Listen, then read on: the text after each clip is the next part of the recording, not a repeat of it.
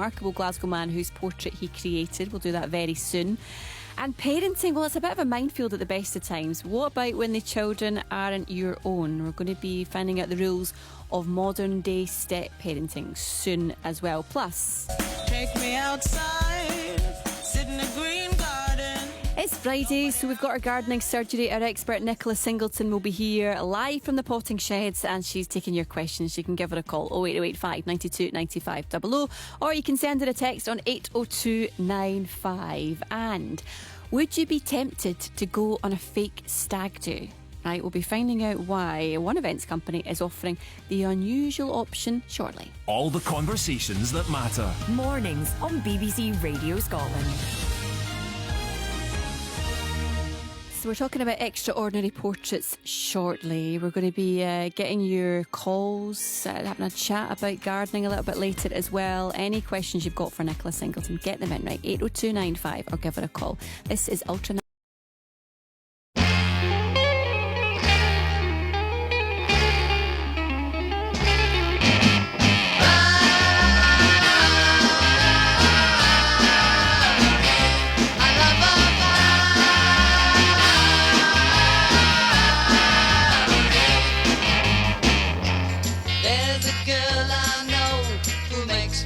So good, and I wouldn't live without her, even if I could. They call her Valerie.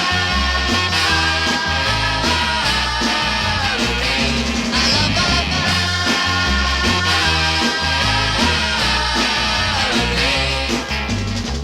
Oh yeah, come on.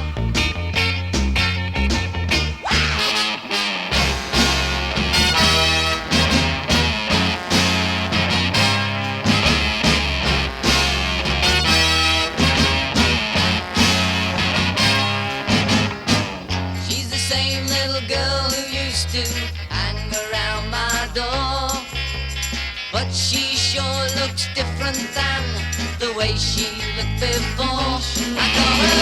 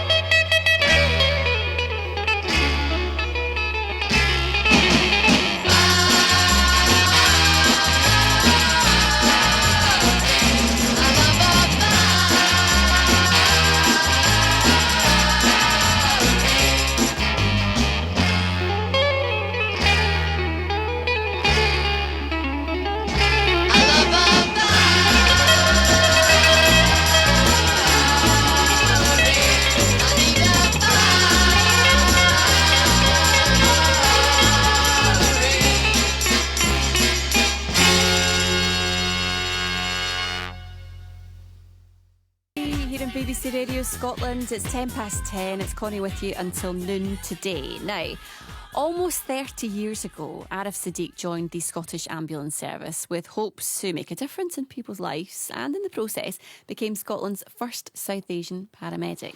Over the years, he's worked to spread his knowledge in local communities and has become highly decorated in his field as well, earning himself the Queen's Ambulance Medal into the bargain as well. Now, his dedication to his work and the NHS is being honoured in the brand new BBC One series Extraordinary Portraits. He joins me now to tell me more about it. Morning, Arif. Morning. Good to see you. We're also joined by the photographer who created your portrait, Brock Elbank. Morning, Brock. Good morning, Connie and Arif. Lovely to hear your voice. Yeah, we're in the studio together and we're having a wee nosy because we can see you on the wall, and it means that we it's a bit early for that. Yeah. We can stick our tongues out at you, but you can't see us. That's the bonus. Join the queue. Right, Brock, I want to get into the portrait in a second, but first, Arif, I want to speak to you about when and where was the point that you thought, right, I know what I want to do. I want to be a paramedic. I decided to become a paramedic. Excuse me. About 30 years ago, I worked for the family business. I was doing well, but I wasn't satisfied what I was doing. I wanted to do something more where I was given something back. you know, and that point came when my mum had a cardiac arrest, and I was at home at the time, and the ambulance crew came, and they worked on my mum. Sadly, my mum passed away, but what was left with me was how hard the crew worked, the empathy they showed after, the compassion. And at that point where I think the seed was sown for me, that this is what I want to do, you know, that's my field, you know, that's where I can make a difference. But it wasn't until 2 years later I actually went and enjoyed the ambulance service and never looked back. Because having such a life-changing moment and such a trauma like that, to lose your mum, which is horrendous in itself, and to take something from that and say, right, this is something, there's something about that for me that it's just feels as if it's in alignment. It feels as if it's something I want to do. Yep. Did it meet your expectations when you actually started to do it? Absolutely, I did. When I started, initially started on patient transport service. That's the way everybody came through at that time. You started on patient transport, taking people to hospital for appointments, and then gradually moving up, become ambulance technician, and then going on to become a paramedic, which I think was the best way through the service, because when you started the service, a lot of the job is to do with communication, talking to people, listening to people, and coming through that route, you learn to communicate through patient transport, picking people up, you know, having a gab with them in the back of the ambulance, dropping them off. So you're honing in your communication skills, your listening skills. Then gradually you move on to the clinical side of things, becoming an ambulance technician, then a paramedic. So yeah, that was a great grounding for me. And the job is absolutely, you know, it's what you take out of it. For me, it's been fantastic. Every day you're going out, you're helping people, you're making a difference. You know, whether it's just going, picking somebody up and taking them to the hospital, or it's something more traumatic, you're out there, you are making a difference, and this is what I wanted to do. And every day, you know, you'll meet people that are just incredible, you know, so inspiring. Did you think to yourself at any point, you know, we mentioned in the intro that you're Scotland's first South Asian paramedic. Did you actually look around and think, oh, actually, you know, there's no one else like me here? Yeah, it wasn't until years later somebody had pointed it out to me. It's not something I actually looked into, you know. It was pointed out to me, and I was surprised at that. You know, a bit shocked that, you know, in this day and age, that I'm the first one in the service. You know, considering how diverse we are in society, you know, how Scotland is multicultural, and I'm the first South Asian in the service in Scotland. Yeah, I was kind of taken aback. And since then, I've been working towards, you know, when that's been part of the outreach stuff I do. Is one of the things I do is recruitment within ethnic minorities to improve that. You know, so we are serving the community in a diverse kind of way. It wasn't just the ambulance service. You found that other services were the same, the police and the fire service. For some reason or other, you know, people from ethnic minorities weren't joining these kind of services, you know. Try to get to the bottom of it, you know, and it's very difficult. You know, it's normally peer pressure we found from families, you know, like in my case with the ambulance service, well, it was always, if you're going to become a paramedic, why don't you just go and become a doctor and things like that, you know? It's not a thing people looked at. Thankfully, it's changed now. You know, it's a different place altogether to work now. We hear an awful lot about the challenges that paramedics face as well, day to day. I mean, and you've painted a picture of the reasons why you want to do it and how fulfilling it is for you to be out there and to be able to help people. But on a regular basis, it can't be easy either. And I know that that's something you've experienced in terms of harassment and stuff before.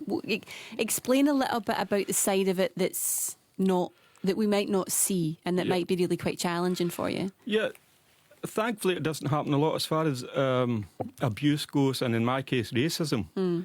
There is people out there that have, you know, they've got this hate in it for anything different, whether it's colour, whether it's religion, your sexual orientation. People just have this hate towards anything that's different. I wasn't any different. I was getting abuse, you know. Now and again, it didn't happen a lot, thankfully. One of the cases that did happen, which really affected me, was about 13 years ago now, when I got assaulted at work. And it was a completely racist attack. You know, he made a lot of racist comments and swearing at me. Then next thing he's on top of me, punching, kicking.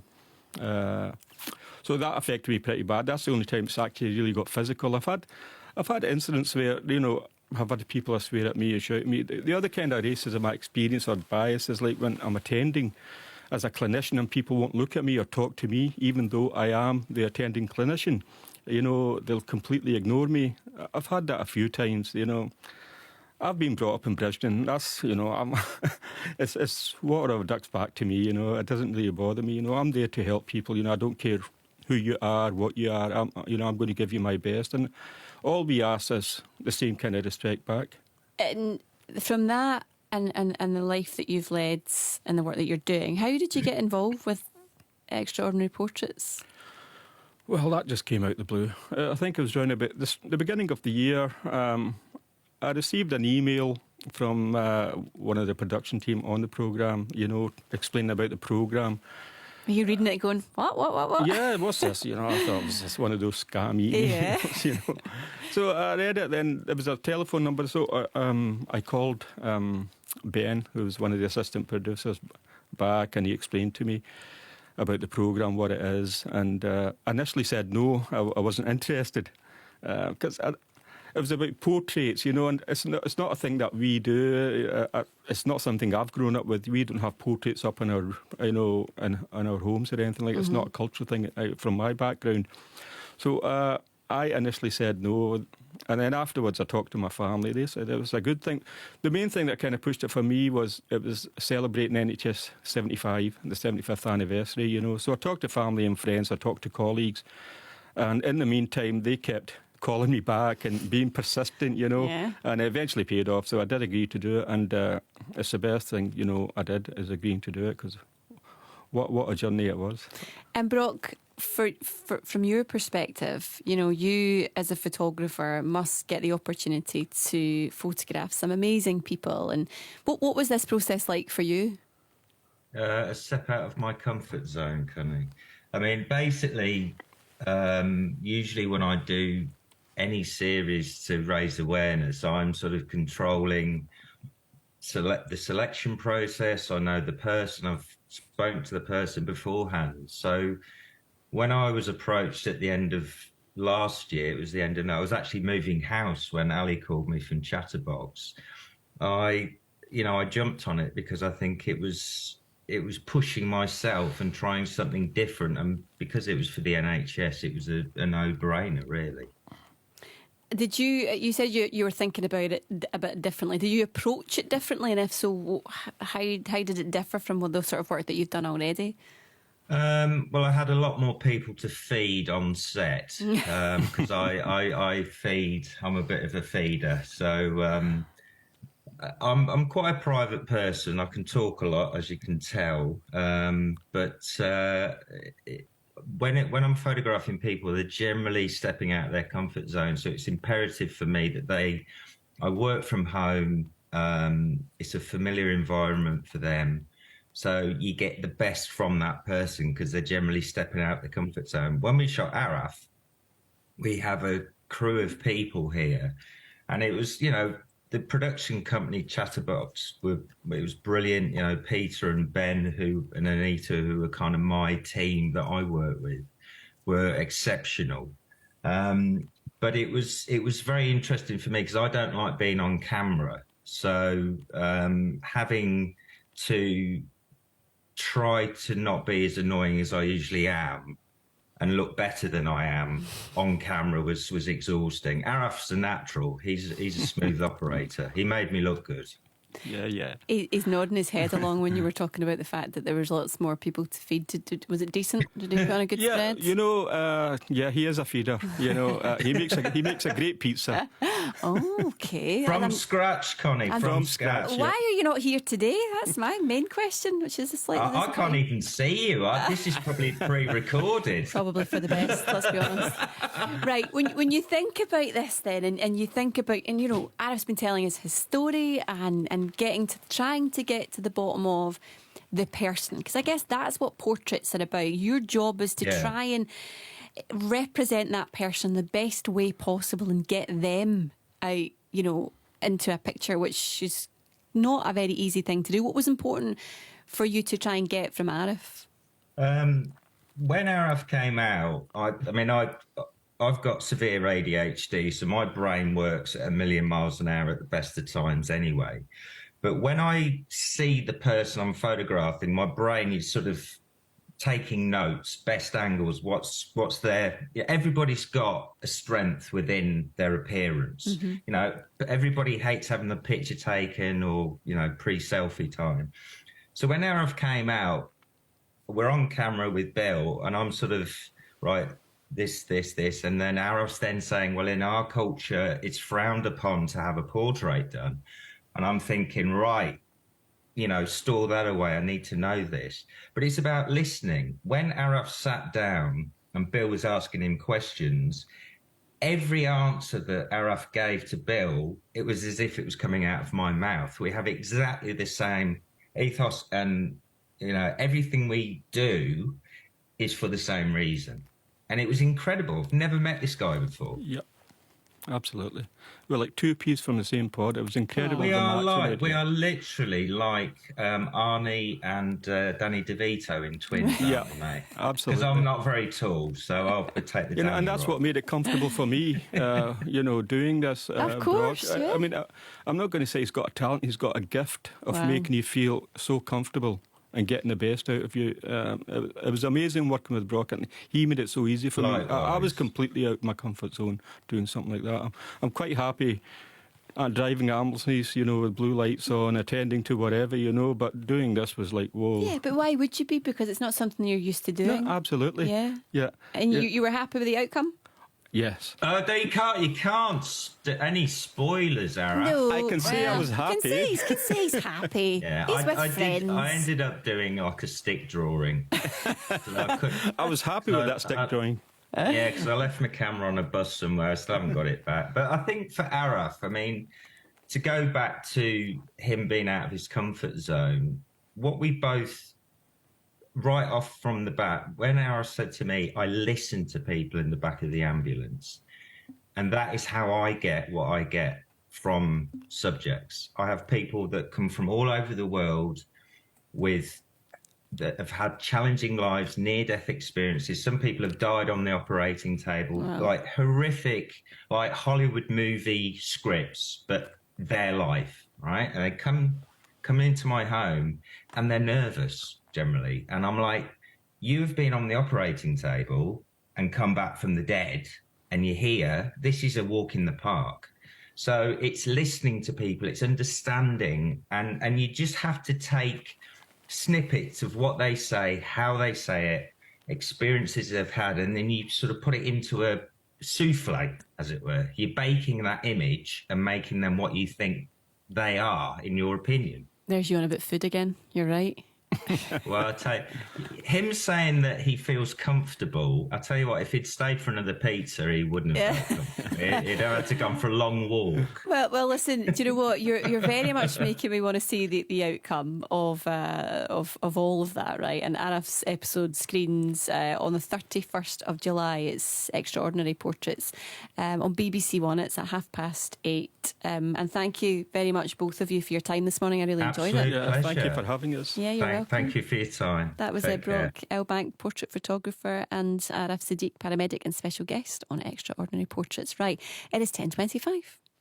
You don't know what this means to all of us. On BBC iPlayer, you'll find what you love Can't believe we're actually doing this. and love what you find. I am the leader of this expedition. Binge watch brilliant shows. Yes! Oh, mate, that's impressive. From the latest I'm Princess Georgiana. Shall we get going? to the greatest. Nice to meet you. I'm the Doctor. And live stream BBC TV. Spin the wheel!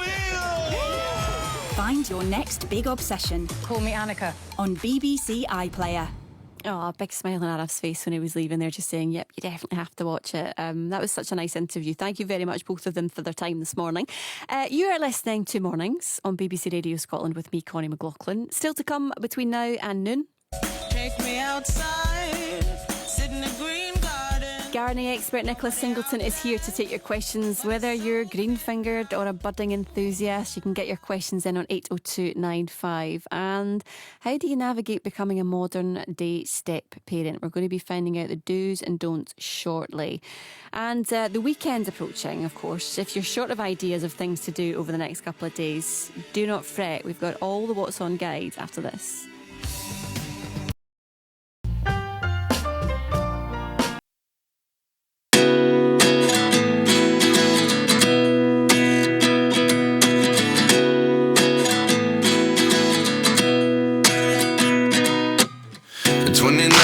Find myself wondering what did happen to the last 10. I ran away with my life, fast forward, never turn back again.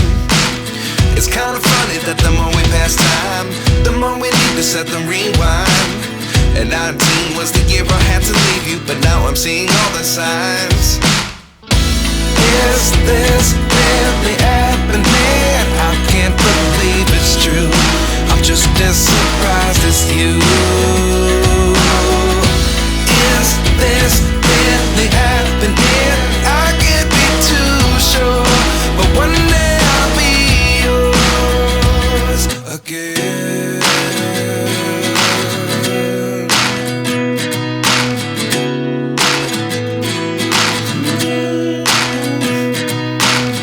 Life lessons come one in a dozen.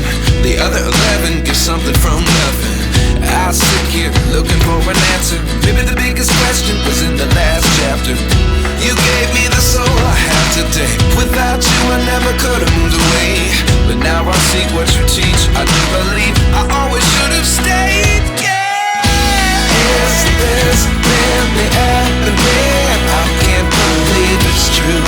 I'm just as surprised as you. Is this really happening?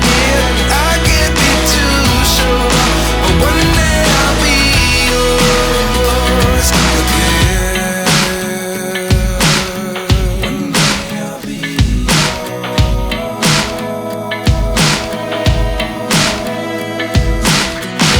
One day I'll be yours. One day I'll be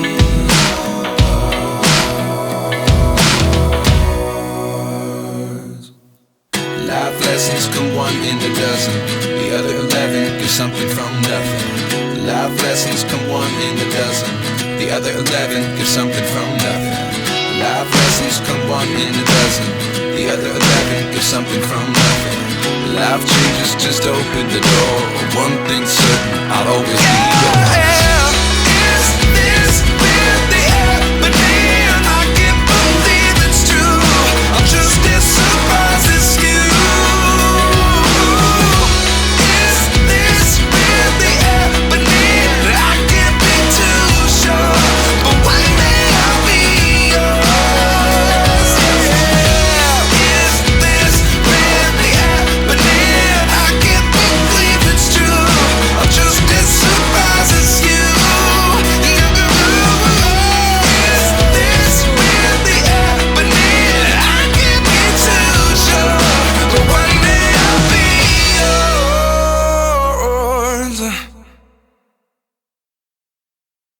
After 11 o'clock this morning, but with these summer holidays now truly upon us, we've got plenty of time on our hands, maybe, or you might have anyway, to get into the garden. So as always at this time on a Friday, we thought we would have a wee chat with Nicola Singleton, who is our gardening expert. Morning, Nicola.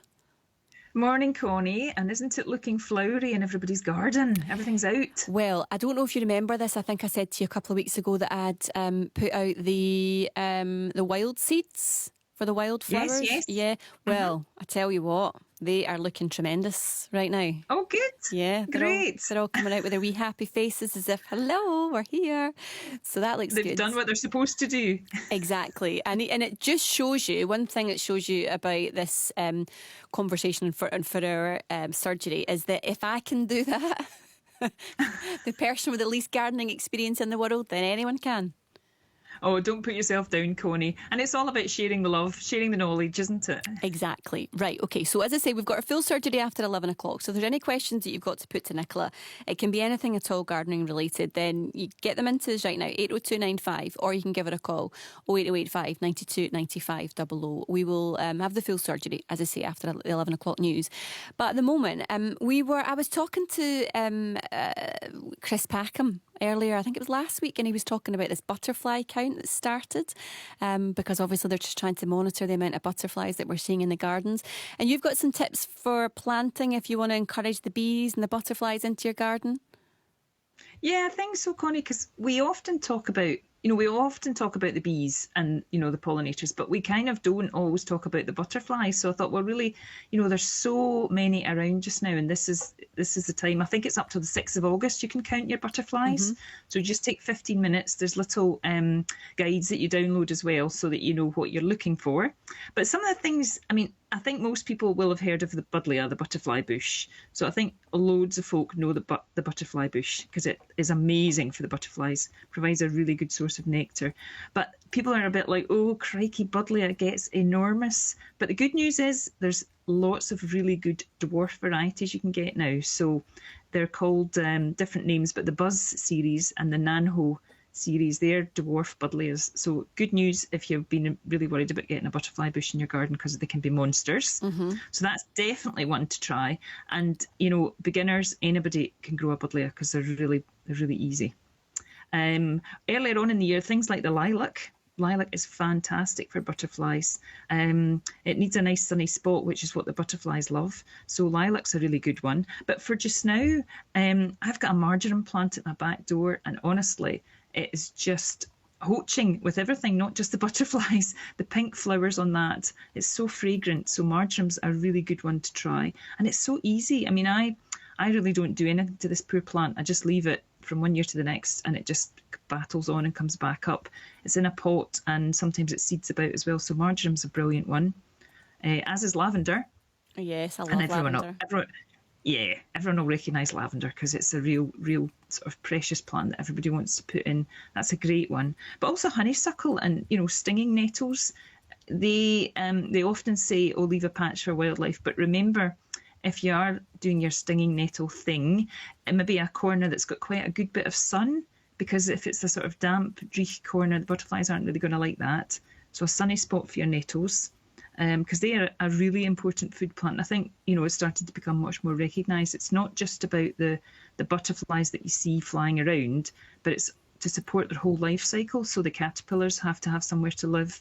It's all about that as well. And even just, we talked about No Mow May back in May and having, some longer growing grass.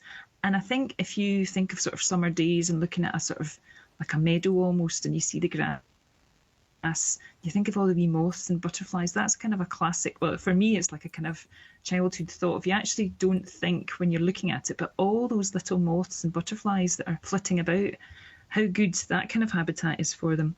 And then going into the autumn, so things like asters are brilliant, and something called Verbena bonariensis, which has got quite a scary name, but it's becoming really popular. This purple verbena that's really tall, and it's kind of got like nice tall airy stems, so you can kind of plant it in a mixed border and you see the flowers coming right up because it gets to over 1 metre tall, but it's nice and light, so the butterflies love that. So that's the lovely purple verbena.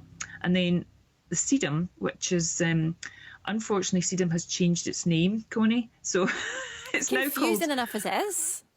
I know, it's called a Hylotulipium now. How on earth am I supposed to remember that? Sedum's quite easy.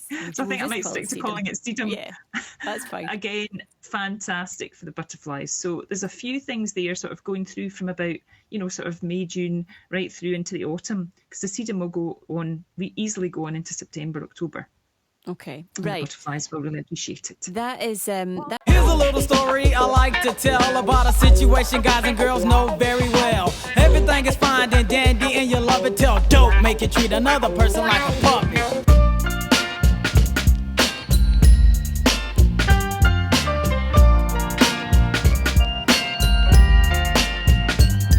Now I talked to this girl for about 2 weeks, and I've been many places and seen many freaks, but this girl was just fly. Her body good looking, I was a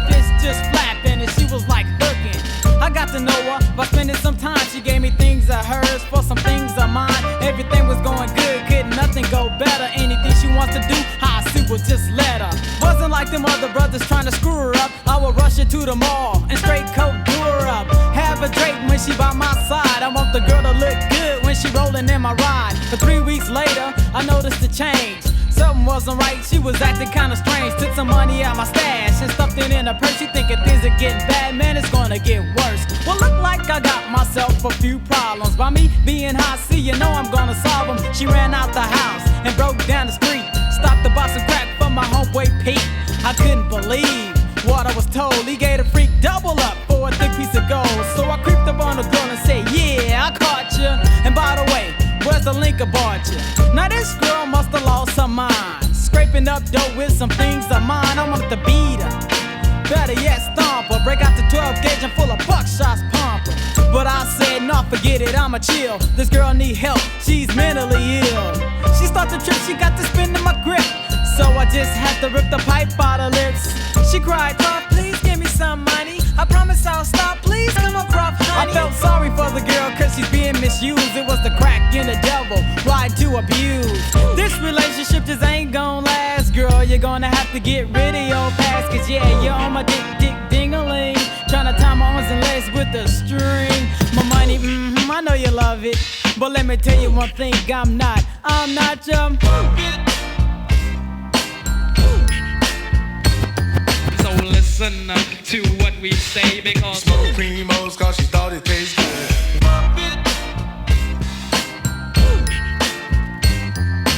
Yo, girl, get off my Man, I wouldn't touch that. why? I work your wrinkle, I can't be your lover. Hopped out the bed about 3 o'clock. Stumbled to the door when I heard the knock. I thought, man, now who in the heck could this be? When I got to the door, she said, Croft, it's me. I thought we supposed to go out this week. I said, not tonight, girl, I'm about to go back to sleep. But by being a big booty, heck of a freak. Before I closed the door, she blocked the way with her feet. She pushed the way in, didn't use much force. She said, I know we going out. I said, yeah, of course. I'm staring at this girl, wondering if she alright. Cause when the heck we supposed to go this time of the night? About the only thing that was on my mind was just jacking this girl for a big behind. She thought that I forgot that she was the one that was smoking rocks. I looked at the girl and said, babe, you know what Steve said? Your butt ain't nothing but a bass head. She disagreed, she said, stop lying. Her feelings were hurt, so she broke out crying. I said, baby, you gotta help yourself. Don't expect help from anyone else.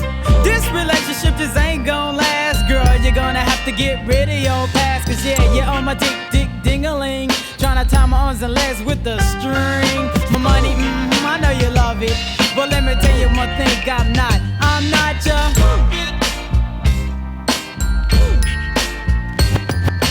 3 days later, oh, you gotta give me some now.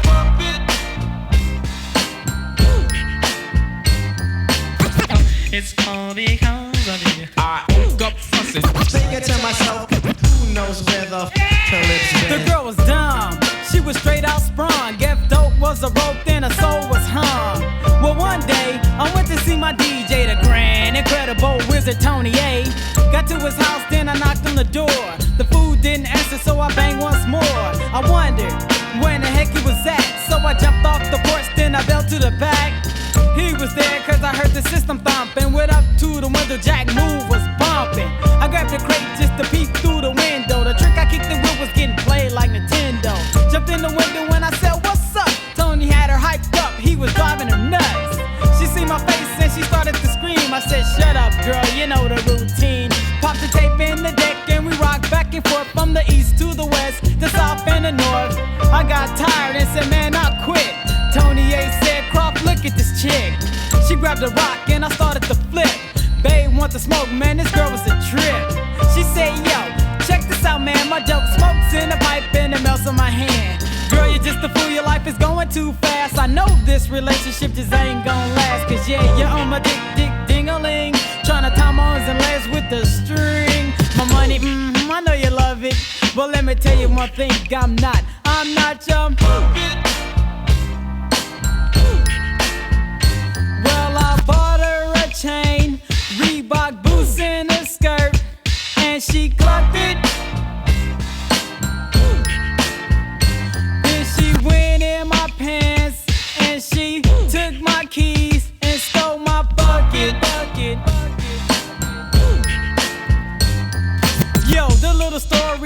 just told about a girl's living life with a head that's swole.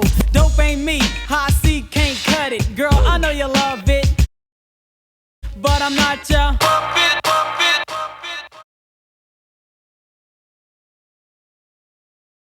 Here on BBC Radio Scotland. It is 10:39. It's time for this.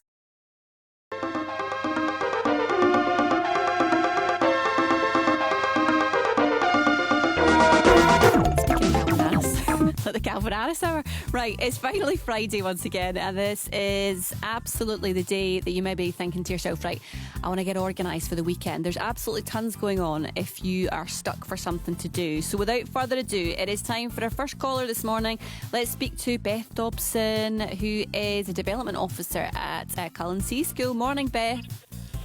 Good morning. Tell me what's going on this weekend. Where are you and what's happening? Well, I'm at Cullen C School in Cullen, and we're a centre for small boat building, sailing, coastal rowing, kayaking and stand-up paddleboarding on the Murray Coast. So we've got the Cullen Harbour Gala. It's this Sunday from 1 till 5 o'clock, and it takes place in the harbour at Cullen, and also Cullen C School, which is on Portlong Road in Cullen. We're sponsored generously by Murray West Offshore Wind Farm, and we're going to have a visit from the RNLI Bucky Lifeboat. We've got Cullen Fire Service. We've got a barbecue with burgers and kippers from local supplier Smiths in Sandend. We've got live music from Portnocky band Cool Jam Cats, and we've got a piper, Abigail Campbell. We've also got teacup rides and kind of other things from Spencer for Fun. We're also offering free taster paddleboard sessions, including stand-up paddleboards, kayaking and rowing. We are a centre for small boat building, sailing, coastal rowing, so we're giving people a chance to try out some of these. We've also got loads of stalls and prizes from local organisations, businesses and individuals, including a scavenger hunt around Cullen. Right. We have got the time-old favourite, Guess the Number of Sweeties in the Jar. We've got Guess the Name of the Teddy Bear. And we have got Bert's Key Box, which I'm not actually even sure what it is, but you can win a bottle of whiskey.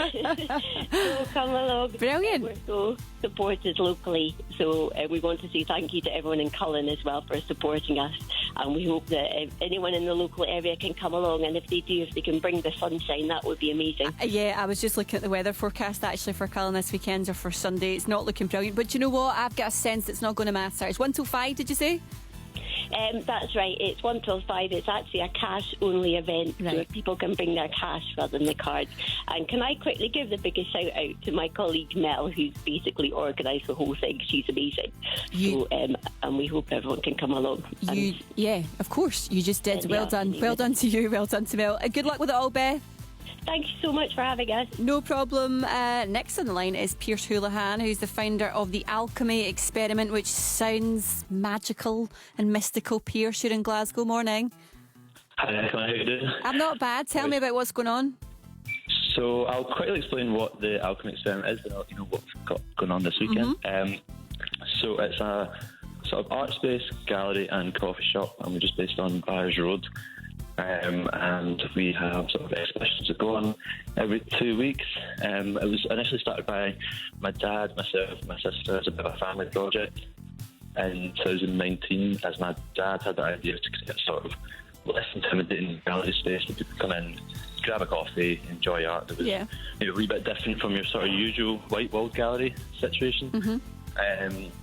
And also we give the majority of the sales to the artists and things like that, support a lot of local up-and-coming artists, and as well as established people as well. And this weekend we've got an exhibition by a Scottish artist called Debbie Young. She's got a collection of abstract airbrush ceramic pieces upstairs that you can come in and enjoy for free. And we've also got a songwriting workshop on Sunday, which happens every week, 3 till 5, with a Scottish musician called Nicky Murray, and he does a sort of free session where anyone of any ability, any ages, come down and sort of share music they've been working on, kind of get inspired and interact with other songwriters and musicians, and have a chat about music and sort of work on the stuff they've been doing. But yeah, that's what we do. Excellent. We do new shows open every Friday with those kind of different artists and things. It's free to come along, open to everyone, and yeah, it's a great space. So good plug, Pierce. Well done. All the best with it all. Cheers, thank you Have very a good much, weekend. See you later. Let's speak to Paul Barclay, who's the Senior Project Officer at the Conservation Volunteers in West Lothian. Morning, Paul. Good morning. Tell me what's going on where you are this weekend. So we've got a little project here that tries to demonstrate that heading outdoors, spending time amongst nature is really good for everyone's health and well-being, which is a massive issue these days. But we recognise that not enough people spend time outdoors for a variety of reasons, nature inequality, health inequalities. So we want to support people to just help them spend that bit of time, that quality time outside, just having a nice time. So we've got a project here supported by the National Lottery and the NHS Lothian charity and partnered with St John's Hospital and the Ladybell Neighbourhood Network, a local community charity. And we take people out into the outdoors around Livingston, around the Ladybell and Howden area, and just have a lovely time in the outdoors, basically. We do activities almost every day of the week. We've got a walled garden here that we do some conservation gardening in. We learn about folklore, we learn about wildlife ID, we learn about traditional nature skills. We do all sorts of different things every day with a variety of different people from the local community. Everything we do is completely free. Brilliant. And this Sunday, we have a session we're going to, well, depending on the weather, if the weather stays nice, we're going to go out looking for bumblebees, and we'll be learning how to identify them, some little folklore and stories about them, and we'll be doing some traditional relaxation and nature well-being techniques. Oh, that sounds good. And that's Sunday, did you say? That's this Sunday. On Sunday. Right, best of luck with it all, Paul. Thank you so much. Thanks so much for your time this morning. And also, finally, we've got on the line David Mann, who's from the Scottish Maritime Museum. Morning, David. Good morning. Tell me what's going on with you this weekend. Well, we've got our fantastic food and craft fair this weekend on Saturday and Sunday from 10 a.m. to 4 p.m. We've got a range of craft stalls inside the museum, food stalls outside the museum. We've got craft for kids, we've got art displays, we've got cooking displays going on inside the museum in the reception area, and we're looking forward to a fantastic weekend, and hopefully lots of people come down. The museum's free. You get to wander around, see the crafts, see the museum, and enjoy all our exhibits. And we're really looking forward to it. Sounds brilliant. Thank you for your time this morning, David. All the best. Thank you. Hopefully that gives you some ideas. Remember also, if you've got a community event that falls on the weekend you want to tell us about, you can get in touch by the end of the show by texting 80295, or you can email what's on scotland@bbc.co.uk. It's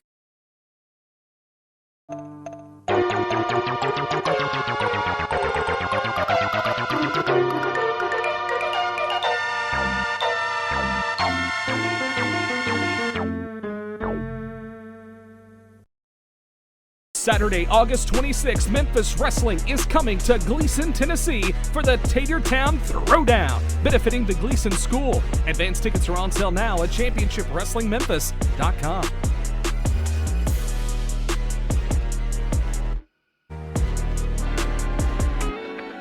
This ain't no disco. It ain't no country club either. This is LA. All I wanna do is have a little fun before I die. Sits a man next to me out of nowhere. It's apropos of nothing. He says his name is William. I'm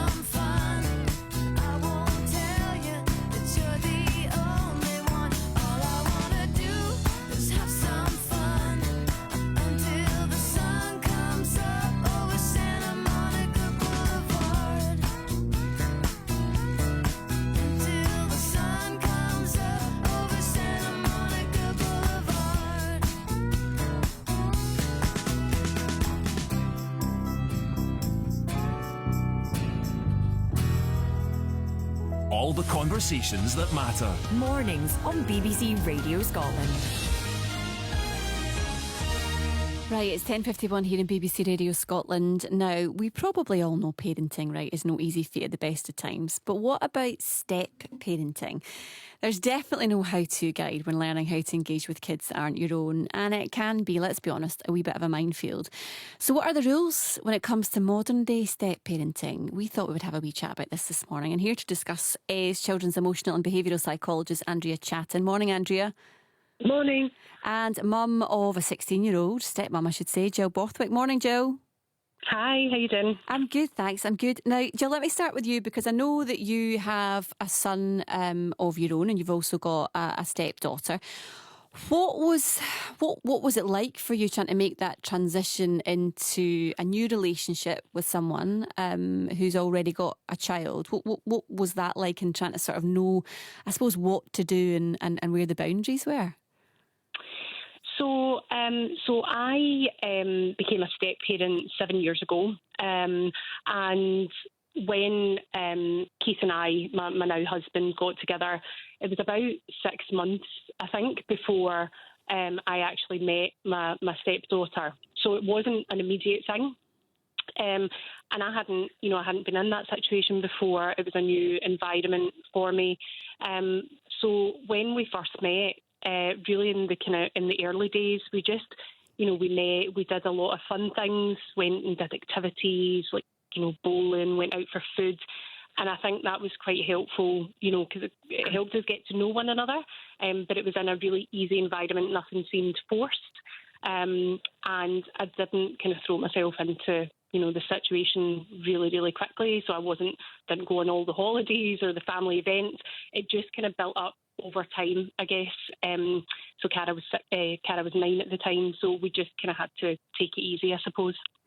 Was that a conscious decision between you and Keith to sit down and say, right, actually, we need to figure out when is the right time to introduce you, so that, that she felt comfortable with it as well? Yeah, I mean, it definitely was. I felt ready to meet her, but obviously not having been a parent in any kind of guise before, I left that kind of decision up to Keith in terms of when it was the right time to introduce me. So we definitely took our time before I met Cara, and we were also really conscious of things that I got involved in and when we went our first family holiday. So we didn't kind of set a plan out, but we definitely kind of took some steps to make sure that, Cara was comfortable and she was making that transition, because it was, a big transition for her. And looking back, she dealt with it amazingly well, but I don't think I realised how big a transition it would be for a child until I've now got a biological child of my own, I guess. Andrea, that can be tricky as well, isn't it? Because also in a new relationship, you're trying to figure out whether or not you want to be together as well. And you've got something else in the mix, to consider. It can be really difficult to try and navigate. Absolutely. And the thing is, with every family dynamic comes different things like the age of the child, temperament, personality. All of those factors are as unique to a situation in step parenting as it is to parenting. So yes, and I think, Joe, credit to you. I think you did everything absolutely brilliantly. I think it's about making sure that you don't go in thinking that you're suddenly going to become the third parent, because a child has got to get used to this. It could have been quite a difficult situation for a young person with the change in the family and new people being introduced. And as we all know, no matter what context you're in, the best situations tend to come from establishing really positive relationships, and that needs to take time, and it's about listening, and it's about observing, and it's about taking it steady and not going in too heavy-handed, and not thinking that, you need to be the disciplinarian, because that should be the very last thing that you ever get to. But it's about noticing the positives and just being kind. That's what will make a young person. If you can give warmth and general authenticity and integrity, then they're pretty much the things that will move it forward. But there's the flip side of that as well, Jill, that you don't necessarily want to become their best pal either. So where's that line between being the fun friend, sort of like aunt figure, to, you know, I'm not your mother, but I'm part of this parental situation. And so how do you try and make sure that you're doing the right thing and setting the sort of right tone with that? Yeah, I mean, I think that there are some boundaries as the step parent, versus the parent. And one of the things that I was thinking about this morning was, I'm not the person that makes the big decisions. When it comes to Cara's life, that's absolutely our mum and our dad. When she comes and says to me, "Can I get my belly button pierced?" my answer is, "Go and ask your mum and dad." But my role in it is to support whatever the three of them decide. So there's a bit of a supporting role, which makes Cara aware that I'm in a kind of caring kind of role, if you like. But then there is that friendship as well. So, we recently went on holiday and, my husband and my son were in the pool, and Cara and I, now that she's at an age of 16, she's a young adult, we got to sit and talk about lots of different things, friends, skincare, whether she should buy a particular brand of sun cream, and that's just developed over time. So it's a really, really kind of tricky balance, but it's about being a caregiver and being a friend so that she can be open with you at the same time. So I don't think there's a rule book for it, but I think it just develops naturally over time. And I've been really lucky that the environment that I'm in with, Cara's mum and our dad, is all very amicable. We've got a great relationship. So that set the tone for how Cara and my relationship was going to be. I'm sure that there's lots of other families that are in a completely different situation, and that sets a completely different tone. So I've been very lucky and fortunate that I've had that to start off with, and then the relationship has been able to blossom from there. Yeah, and I think that's important. Andrea, just briefly, because we're heading towards the news, but what would you say to people who are maybe in that situation that Jill's just described there, that maybe it's not as amicable as they would hope it would be? I think it's about being as patient. Children, if it's difficult for the adults, then it's usually twice as difficult for the child, because the child is not only experiencing it firsthand, but they're seeing this. They've got parents who are quite preoccupied by it as well, so they get that side. So with any child who's going through an emotional hump, they need a third more reassurance. They need a third more patience. They need a third more specific praise about just reminding them and noticing the positive things that they're doing.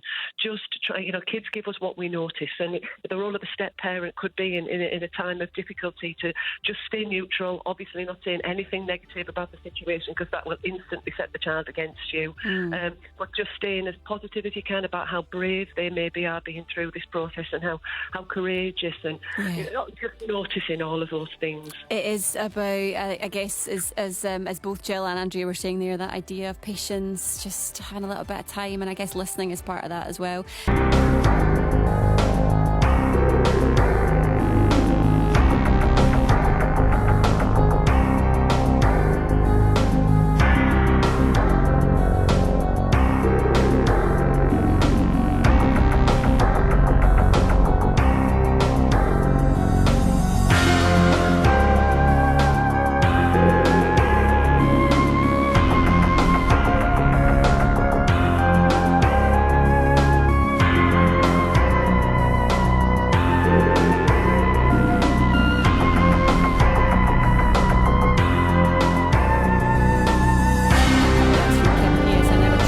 Name.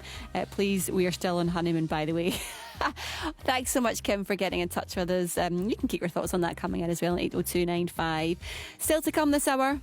Take me outside, sit in a green garden. Gardening expert Nicola Singleton will be here live from the potting shed, and she's taking your calls and your questions. You can get them in right now. Text 80295 or give it a call on 08085 92 95 00.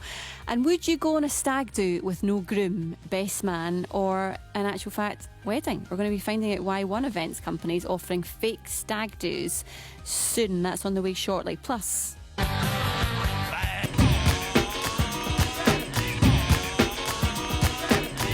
Bad Parents Club this week featuring features, it's mums and dads who are not striving for perfection in any way, which is probably a good job for me. We're talking about cheeky nicknames, chores and childhood mistakes. All the conversations that matter. Mornings on BBC Radio Scotland.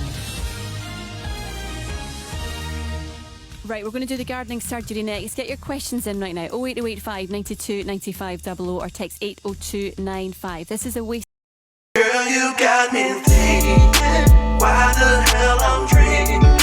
'Cause I never ever took a trick before. Girl, you got me dreaming, why the hell I'm dreaming? 'Cause I never ever took a trick before. Breaking up with no making up, we never did that before. Yeah, we fuss and fight, but before daylight, she walked back through that door.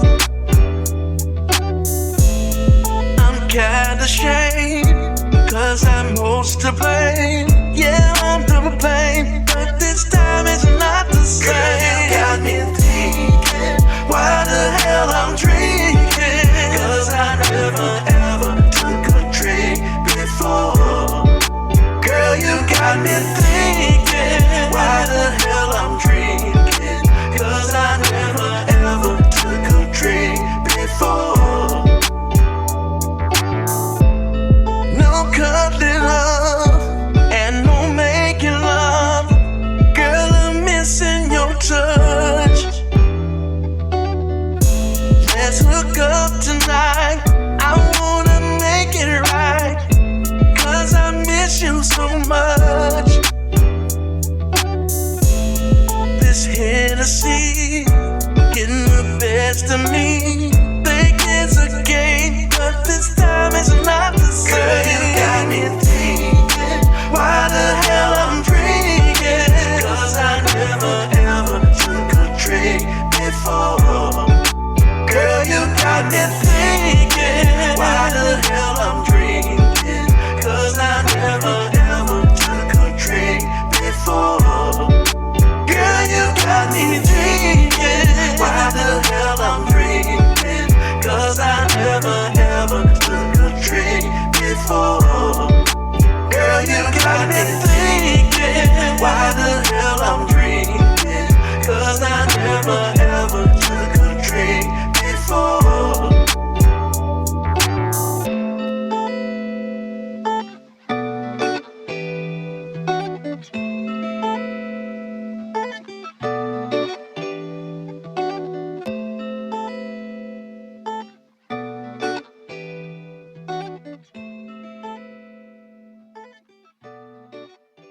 Live Forever.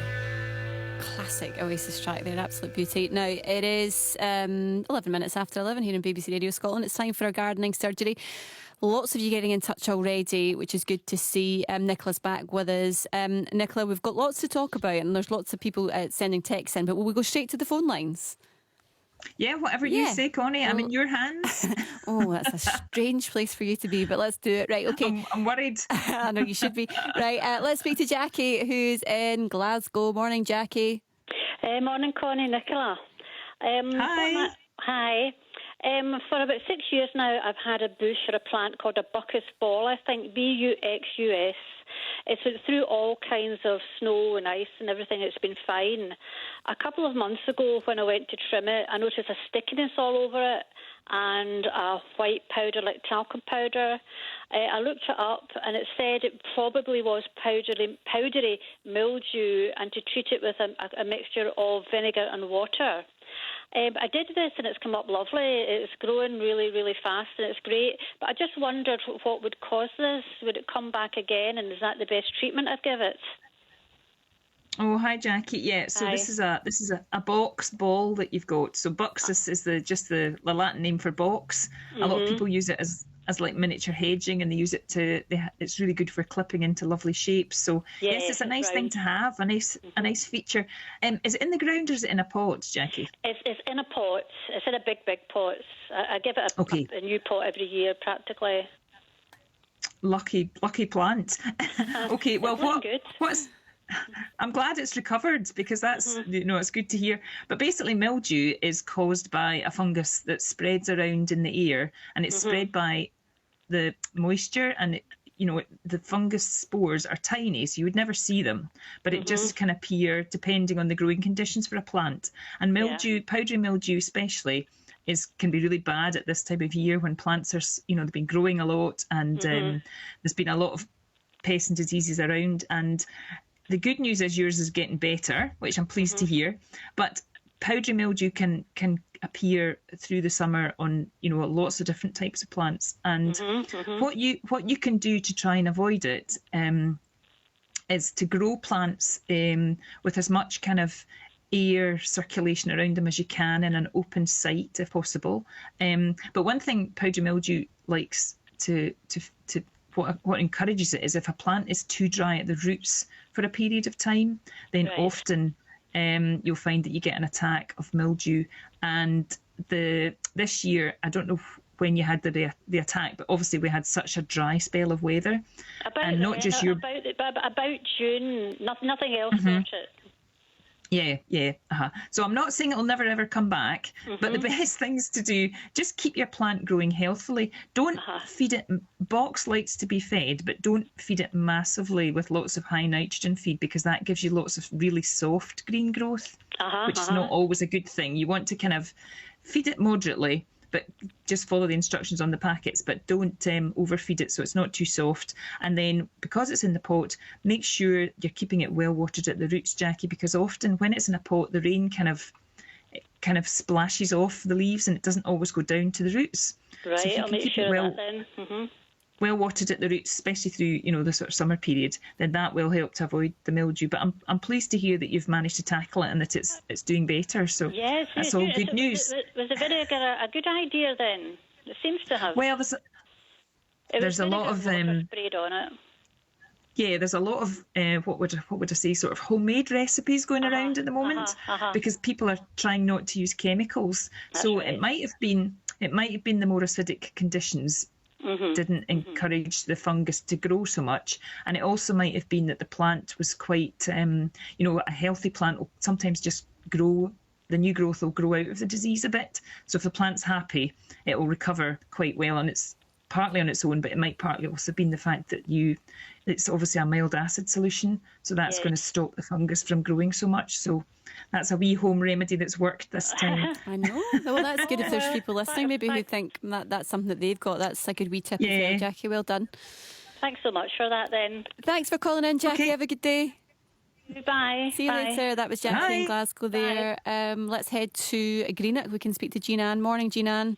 Good morning. What would you like to ask Nicola? Hi, Nicola. I'd like to ask you about I'd like to ask about my blueberry bush. I've had blueberry bushes before with not really much success, so I decided to get a nice new one, put it in a big pot on the patio. So that was like 2 years ago, and last year I had a few blueberries, and I thought, well, it's first year, this year will be better. But unfortunately, it's not really much better.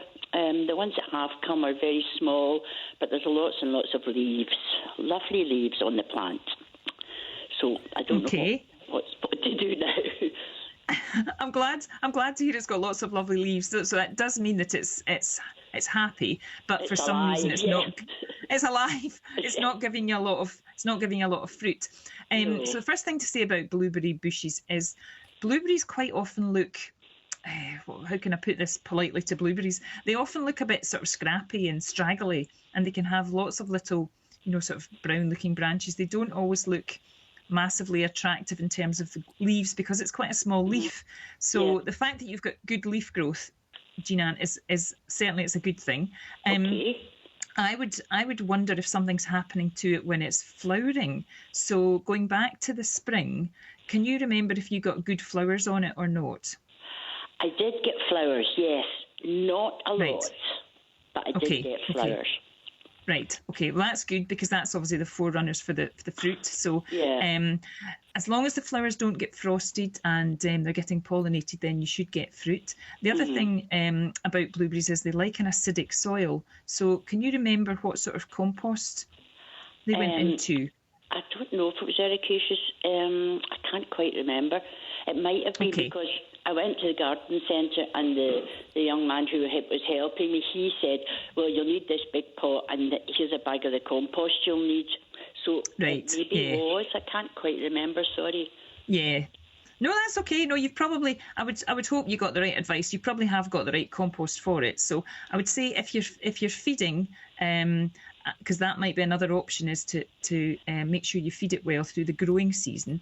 Right. So I'm glad we're assuming it's gone into ericaceous compost. Then I would use an ericaceous feed for it through the summer. Yep, I've got some of that. That's the thing to use, and use that as per the instructions on the pack. But what that will do, not obviously for this year because you should have your fruit by now, but for next year, if you keep it fed and nice and healthy for next year, you should get more fruit on it.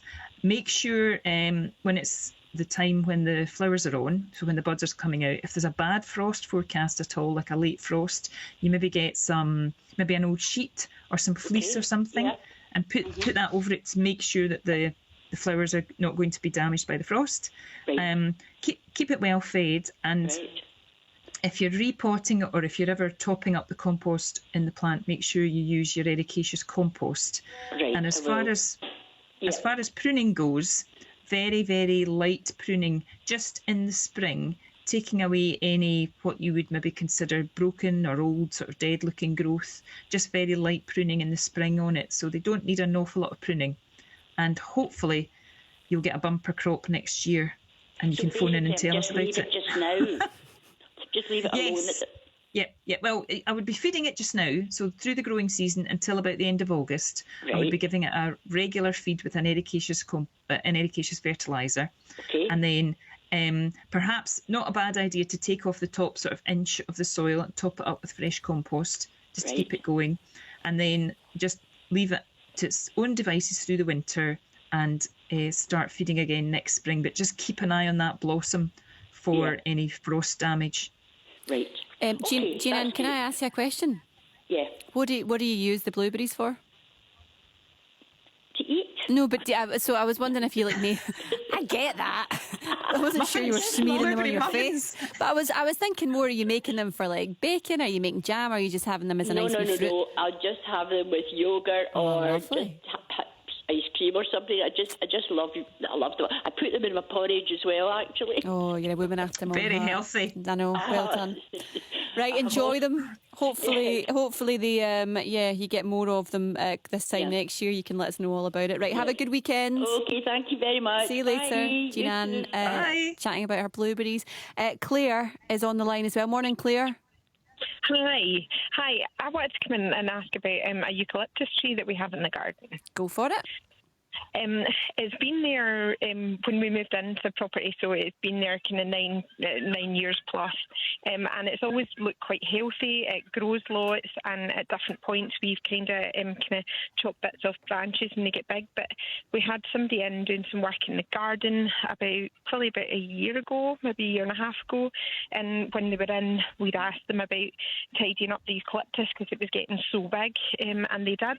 But since then, what we've noticed, and we don't know whether it's timing in terms of frost and different things, because we've had it through, the bad weather in terms of when we had that kind of really bad cold, and it was fine, it survived. But a lot of the leaves turned brown, like a kind of caramelly kind of brown, and there seems to be some new green growth on the tree now, but still quite a lot of the leaves over the last year have been kind of brown, and we were worried, the tree might have been dying, or there might have been something wrong with the tree, because as far as we understood, they were quite hardy trees, quite hard to kind of kill off. Yeah. Hi, Claire. Okay, so it sounds like your poor eucalyptus has been through quite a lot in the last year. Yeah. It might just be reacting to various factors there. So I take it the tree's in the ground, first of all, it's planted in the soil. Yes, and it's really quite tall. It's quite a large tree. Yeah, I was going to say it will be tall because eucalyptus, the thing about it is you put it in and it just absolutely romps away, and it's fabulous for its gorgeous sort of silvery blue foliage. It's really lovely for that. So I can imagine you're not very happy with it at the moment if it's got lots and lots of brown leaves on it, and they go kind of brown and papery and dry. Is that what they're like? Yes, that's exactly what it's like. Yeah. But you did say that you had some new growth coming. Is that on separate stems, or is that on the stems that have got brown leaves it as seems well? to be on similar stems, but earlier on the branch or on some kind of separate stems. So we weren't sure whether we should be doing something with some of the branches in terms of allowing them to regrow healthy, or whether we leave them. Yeah, I think because you got it pruned. Was it like this time last year, or was it in the autumn that you got it pruned? I'm trying to think when it was that we got it pruned. It probably was in the kind of spring or the summer. We didn't really think about the timing of it. Okay, no, that's fine. I think there's a combination of things. So I think it's been through quite a lot in terms of the pruning. When you do a lot of sort of major pruning on plants, sometimes they can react a bit sort of, that was a bit much. It can be a wee bit hard on the plants. And also we did, as you just said yourself, we had such a cold spell in the winter. Eucalyptus, being from Australia, they'll put up with some of our weather, but when it gets to extremes, they struggle a bit. So I think the plant's just struggling slightly in that it's been cut back. It's been a bad winter. We've had quite a dry spell through the summer. So what I would say, Claire, is just persevere with it. And I think you need to give it a bit of nice treatment at the moment. So at the base of the plant where the roots will be obviously in the ground, make sure there's not a lot of plants growing around the base competing with it. And I would get yourself maybe a big bag of nice fresh compost or homemade compost if you've got it. And I would spread about a sort of metre circle around the base of the tree with compost. Make sure if that ground feels dry, it probably doesn't with the amount of rain we've had, but if the ground did feel dry, I would get the hose or a couple, 3 or 4 big watering cans full and really soak the ground before you put the compost down. And I would also perhaps get some, I don't know if you've got some fish blood and bone or Growmore or chicken pellets, one of these sort of general fertilisers that you put onto the soil. Get one of those and spread that around the soil as well. Then lay your compost on top of the whole lot as a nice mulch. Don't put it onto the stem of the tree at all, just around where the roots will be. And give it that nice bit of a boost and a bit of a feed. And I think it will probably start to come back on its own, Claire. Good luck with that, Claire. Hope that helps. Thank you, so do I. Thank you so much. Good luck, yes. I always feel as if I want to know what happens in the end. So text us back, Claire, and let us know how your tree's getting on. I feel as if we only get half the story. All right, have a good weekend. As long as it survives. Exactly. Yeah, we don't want to hear that actually Nicola's advice was rubbish. Didn't do too well. Hopefully not. No, I wouldn't have thought so. Right, listen, you have a great weekend. We'll speak to you next Friday. Thank you very much. Have a good one. That was Nicola Singleton, our gardening expert. We had such a busy surgery there. I'm sorry we didn't get a chance to get through everyone's messages and questions. We'll try and stick them over to next Friday. So if you've asked a question and you didn't have it answered, then do try and listen in next Friday after 11 and we'll do that for you then. Right, it is 11:26. I'm with you today and then Lunchtime Live is on the way. Lucy White's sitting alongside me. What's coming up? It's me from 12 today, and no surprise, we're going to be talking about the by-election bonanza. Funny that was happening, overnight in England, and obviously English local MPs there, but very much looking at wider issues and how it could affect the general election. At some point in the next year, we're expecting that to happen, year and a bit. So we'll talk about how that everybody, the Lib Dems, Labour and the Conservatives, they won one each, I guess, and how they can all spin it as a win for them. But actually, who are the winners and losers out of those? We'll be getting lots of reaction and how it could affect seats in Scotland too. Is Vladimir Putin still planning his revenge on the head of the Wagner mercenary group? You remember this was really in the headlines a few weeks ago what could happen next for him. A Bronze Age cremation site has been found where they're building the spaceport in Shetland. Heard this on the news earlier. Yeah, it's fascinating. I've been speaking to one of the archaeologists about that. So really, really interesting, from something that's so futuristic to something so old. I wonder how they knew that's what it was. Well, they're specialists, aren't they? Yes. And what she was telling me that they do, I don't want to give the game away in my interview, but in anything that they suspect there might be anything underneath where they're building, they have archaeologists watching them as they're digging up the ground. Yeah, to make sure they're not disturbing anything. Fascinating. Listen after 12 for more on that, though. I will. And 20 years after Cameron Stout, BBC Radio Orkney's very own Cameron Stout, was the first and only Scottish winner of Big Brother. We're going to catch up with him and find out how it has changed his life and what things have been like in the past 2 decades. 20 years ago? I know. No. Let's not start on that. Feels like yesterday, Connie. I'm with you on that one. Yeah, that makes me feel older than I thought I was before this conversation started. You can go now. Okay, bye. Thanks very much. Who are you with today? Just yourself? It's just me. Just you. It's just you. Lucy White will be with you from noon on Lunchtime Live. Right, it is 11:28. Our next free watch party at Dave & Buster's is WWE SummerSlam.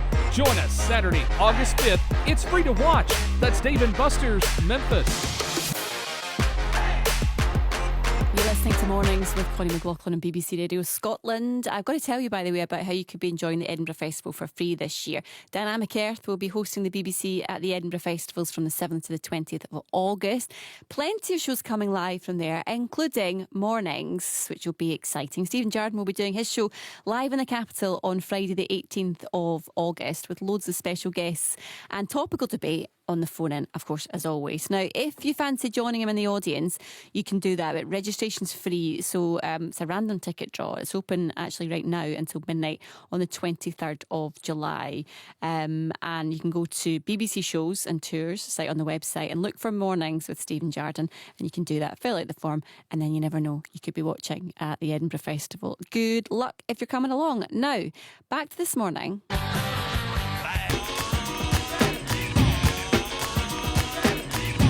What was your childhood nickname? Did you have one? Because we're going to be talking about when nicknames go wrong in our Bad Parents Club shortly, along with what tricks you use to get your kids to help out around the house with chores and all that sort of thing. And then next, we're going to be talking about would you go to a fake stag do and the wider issue of male loneliness that brings up. After this, from Nina. You see, witches be messy like Marvin. My homies be ballin', pimp, bridging the name from LA to the Bay to New Orleans, the original. Big baby like Big Mike. Don't make me Tina Turner, one of you witches hit you like Dick Ike. Pimp shit, Cadillac with the foes. Hoes got no souls, now be for flair without your code. Star 69 could get you whipped. Mama told you never mess with a Southern pimp. I got this pimp game from my grandfather, Big Daddy. He said, keep your 4 inches in your candy painted caddy, keep your cattle all in one stable. If a witch Jones off at the mouth, keep it cool, then you play or get your cash in your creek. Check a bra in the feet. Ain't no love for you freaks, time to tenderize the meat. And we be trading women like Eddie Murphy, trade places. Got batches cleaning my house, shining my gold, doing my shoelaces. I got witches running errands, going to stores, dressed up like twins. I mean in the same clothes, staying in the same house, banging them on the same couch. Real G's and dive hats, know what I'm talking about. Real players don't pay for the kitty cat. I mean, if you body, give us some change, then take it back. Be a player, man. Got to be a player, man. How to be a player, man. You got to be a player, man. How to be a player, man. You got to be a player, man. How to be a player, man. You got to be a player, man. How to be a player, man. You got to be a player, man. How to be a player, man. You got to be a player, man. How to be a player, man. You got to be a player, man. How to be a player, man. You got to be a player, man. You got to be a player. But rule number 1, it's a has to be a player. Never confess to nothing what you done. Believe me, or should I say, believe when I spit 'em. See me talking to a trick, ask me did I hit 'em. You never could give 'em no slack, cause you got to be in it to win. Be safe they got a hand, slap them cause they'll try to shit again. And to give it to their demands, and that's a simp thing. But to get them and they friends, and that's a pimp thing. You wanna learn something? Well, take a picture of the G. Look in the dictionary on the player, you'll find a picture of me. Cause I don't sleep, and players can't cause we ballin'. We can't be trippin', cause Cause the players just can't be falling. I leave them with the blues like BB, crying like CC, whining, reclining, watch TV. Game clear like a CD.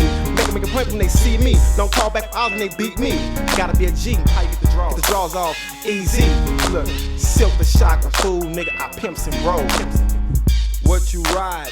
Cadillacs and Vogues. How to be a player, man. You got to be a player, man. How to be a player, man. You got to be a player, man. How to be a player, man. You got to be a player, man. How to be a player, man. You got to be a player, man. How to be a player, man. You got to be a player, man. How to be a player, man. You got to be a player, man. How to be a player, man. You got to be a player, man. How to be a player, man. You got to be a player, man. Smack me a bitch, cause all my money in here. Told them clear, for me to slid a real, gotta pay for the year.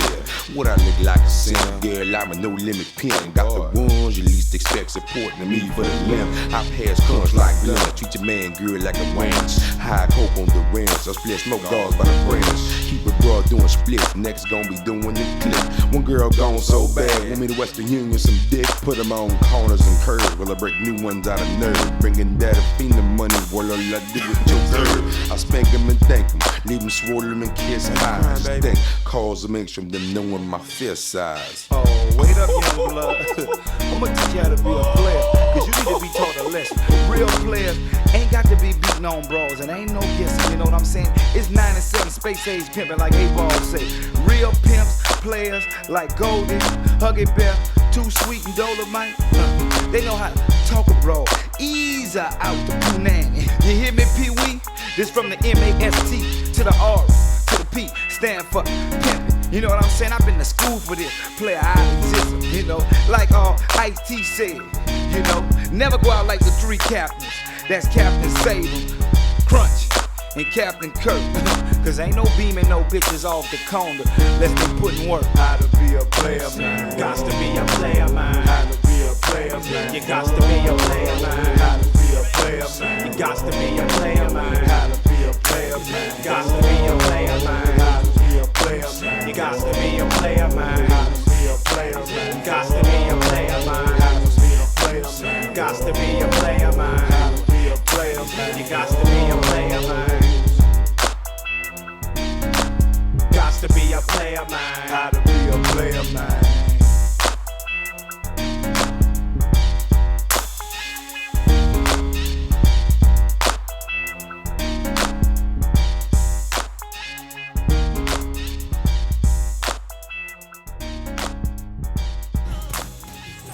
If you're running a free or low-cost community event you'd like to tell us about, our Friday What's On Guide is the place to go. It might be a snowdrop festival, a game of fives, or a music event. Email whatsonscotland@bbc.co.uk or text 80295. Standard message rates apply. Get in touch and we'll do our best to get you on. Mornings on BBC Radio Scotland.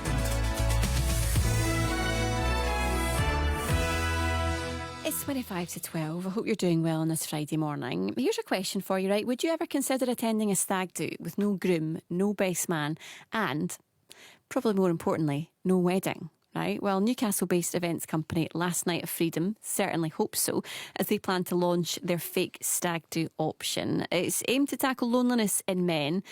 Their do's will provide a range of stag activities to help men meet new people and expand their support network. And it got us talking this morning about this wider issue about male loneliness and I suppose what barriers men face when it comes to making and maintaining friendships. Right, so let's chat about this. We've got Matt Maver, who's the Managing Director of Last Night of Freedom. Morning, Matt. Morning, Colin. Thanks for coming on. We've also got Gary Goldie from Brothers in Arms. Welcome to you, Gary. Hey. And we've got Ian Dick, who's a dad and coordinator of the Dad's Net group in Glasgow. Hello, Ian. Good morning.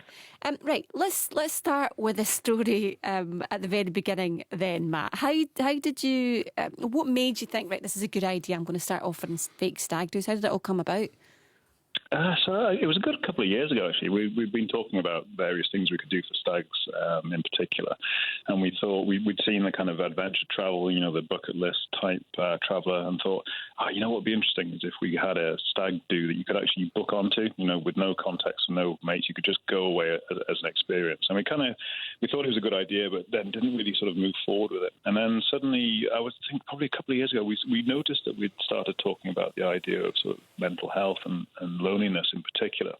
And it just occurred to us that actually this is a conversation something that hadn't really been talked about very much at all. And then that's when this got brought back up. And we thought, you know what, actually, rather than it being a bucket list type thing, what if it could work as a way to open up a network, or as a way to go away on a stag do and meet new people, and to have the opportunity to really discuss things. And I think it just became increasingly obvious.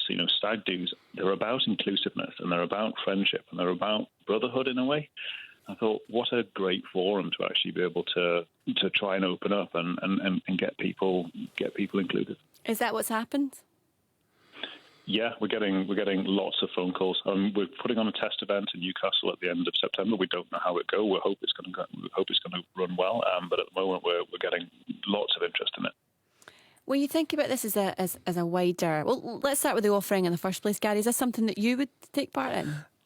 I think yes. It's I like the idea, absolutely. I think that I when I was thinking about it, I was, a stag do has a certain importance about it, and most guys will make an effort, so making it in some way important, I think will hopefully encourage guys along, and absolutely getting out, just getting to talk to more people. I'm very aware, we at Brothers in Arms are very aware of the effects of lockdown, still having an effect, anecdotally, introverted guys who have been using our service who've worked from home, and they've not really transitioned back, and so they've found that it's just been that slippery slope. So yeah, I think, as I say, it sounds great fun, and I don't know exactly about the range of things that are available, but certainly let's encourage guys to get on board with that, I would say. Ian, why do you think it is that guys find it a wee bit more difficult to make or maintain friendships compared to women? Because that's kind of what we're seeing in terms of the evidence of the numbers. I'm not entirely sure I could pinpoint the exact thing, other than being a bit more generalistic about how you approach men or how men approach relationships. But from experience, I find that guys tend to need a particular thing in common, or they need either a thing to do or a thing to talk about, or to actually feel like they're actually going to be somewhere to belong. And honestly, I think the idea of a fake stag do is an amazing thing, because ultimately you're going there with a single purpose of meeting people and to have a laugh. And I mean that's the sort of thing that these charities and what Dad's Net are all about, as well as making sure that actually we have connections and making sure we can meet with people and have things in common. Because ultimately the last thing that we want to do is to feel lonely while we're trying to do whatever it is we're trying to do in life. But yeah, I think we struggle because we don't naturally just go up and compliment people, or go up and just say, hi, nice to meet you. Do you want to go and have a coffee sometime? We don't naturally do that, a lot of us. So I think that's also something about getting older, because it's almost like, I remember moving to a new city before, and you've got your friends that you've had for a long time, and you've got friendship groups that and know you, but it's almost then feels a bit like friends dating. You don't want to be like, oh, did I make the first move and say, do you want to be my friend? And it's that fear of rejection, Gary, as well, is a big part of this for guys as well as women, I suppose. Absolutely. I think that that kind of rings true. But I think we've been delivering some training, Brothers in Arms, and we've been really looking at why men are less likely to reach out and ask for help. And actually, the research is that men don't actually feel worthy of being given the help. They don't feel like anybody wants to listen to their rubbish or their whatever. And I think that probably feeds into part of why, as men get a bit older, they lose contact with their friends, is because they're like, nobody's bothered about my wife moaning at me or what I did with the kids today or whatever. They've got their own lives and I'm not going to hassle them with it, you know. And it's just, it's very wrong, you know. I'm fortunate to have a group of friends that have stayed together, but I think it definitely comes that, you know, there's a root in that not feeling worth it, you know, not feeling that they deserve the time, you know, because they've got to dedicate all the time to work and family and everything else, and so they're just right at the bottom. Men just put themselves at the bottom list, and of course women do it as well, but for today's topic, it's about the guys. Yeah, and that makes sense. Matt, have you had instances where, you know, you think, I might reach out to someone, or you've got sort of friends groups, but you think they'll probably be busy, you know, they'll be doing something else, they've got other stuff going on. Have you experienced that yourself? Yeah, I think the older you get, I think the opportunities, I think, for any sort of point of contact just reduce. You know, you have a family and you have potentially you have a wife, and just other priorities happen. So yeah, I think that definitely happens. And I think one of the beauties of stags is that it's an event that you can very seldom say no to. You know, it's something that has to happen. And I think as a result, you know, some could say, do you want to come to the pub? And you don't want to do it, or you can't do it. But a stag is something different, and, you know, it's happening once, and so you have to be there. I think it's a really good opportunity, just in general, not so much even from a fake stag do point of view, but from a stag do perspective. It's just, okay, you're going to be there with your friends, you're going to be there with people you haven't seen for ages. You know, it's a really good time to actually, you know, check in on your friends and to also meet new people, and activities really help with that as well. You've got something to talk about, and all of a sudden, before you know it, you've increased that network size from just your mates to the new people that you've met. And hopefully, with the fake stag do, then that's what we'll do. We'll have people in, and you'll meet new people. You'll expand that network, and hopefully, you'll continue a conversation that'll last for years. Ian, how do guys get better at maintaining these relationships? Because listen, we know and we understand the importance of having connections with other people for your mental health, for every part of your life. It just enriches every part of your life. But how do guys get better at doing that? I think making the most of opportunities, and not just about going to a thing or not going out and doing a thing, but even just either daily or regular contact can be an amazing thing. And one of the best things I've experienced is the fact that even it got good over lockdown. It was a good practice to get into, is checking in with people regularly.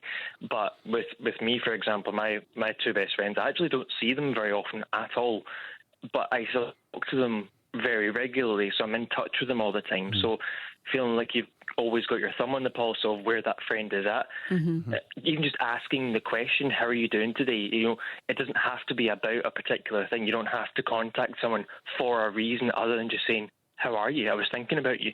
And that's something I think that women maybe do a bit more naturally, but when we check in and say, how are you doing? I was thinking about you, or you popped into my head, are you doing okay? You know, those kind of things. And also the response not just being, yeah, I'm fine, and actually saying how you actually are. Those kind of things are even just like the first step in making sure you get a real genuine connection, and it can help. Yeah. It makes me think about that Kevin Bridges sketch. I don't know if you've seen it, about him deciding that he maybe wants to think about being pals. I think it was maybe a joiner that was in his house. Right, and he was talking to his wife, and he's like, I'm not really sure if I should ask him for a pint. I don't know if I'm coming on too strong. And it sort of rung true, I suppose, for a lot of people. But is that connection, or that point of, I'm texting somebody, Gary, like, enough? Do you need to physically see them, or is it enough to just send a wee message to them? I think that I would encourage guys to try and participate as much as possible. You know, if you're in a group chat, respond. You know, what will make men become more lonely is sending out a couple of messages and getting no responses. But these group chats, I look at, I can see through, you know, my husband will tell me about group chats he's involved in. There's loads of different ones for someone's stag do, or for someone's such and there's so many people in these groups, and nobody really thinks, oh well, they're not talking to me, so I'm not going to bother responding. But that can be quite rejecting to someone. Absolutely. I think that's a dangerous thing. You know, I think about, you know, the close friend groups that I'm in, the more generalised, you know, groups that I'm in, and you know, it's not possible to respond to every person all the time. But what I would really encourage people is to participate. You know, make a suggestion. be decent, you know. Like I you know, the times that I don't reply in group chats when someone comes back being overly negative or like critical of you, and you're like, I'm trying to get a conversation going here, and all you want to do is just be negative. Maybe they're the ones that need the wee private message off the side and just say, "Are you okay, pal?" Do you know the thing is as well, Matt, and I guess probably all of you will know this an awful lot better than me, you know, being guys, right, is that I was involved in football for an awful long time, and I can see how brutal like groups of guys can be together, and some lines that they hit out with are just like, can be really quite cutting, but that's just banter and it's just this sort of stuff. Do we need to be better, Matt, at being, do the men need to try and be a bit better at being a bit kinder to each other? Yeah, perhaps. I mean, I think there's something about the banter. I think it depends on how it's meant, I suppose, isn't it? I mean, because or how it's received. And how it's received. Yeah, I mean, if I sort of feel like if my friends are being too nice to me, then something's wrong. You know, like it doesn't feel quite comfortable. Like it feels, and I don't know. For me, I think. I know that. I mean, we had we ran a stag company right in the middle of COVID, and that was a really tough time personally for me. And I know that just not really someone wanting to talk really about problems and things, but just the mere fact of someone asking was enough for me. Just that someone's there. How are you doing? You know, I didn't necessarily open up every time, but the fact that someone was there and would regularly just, you know, how are you doing? What's going on?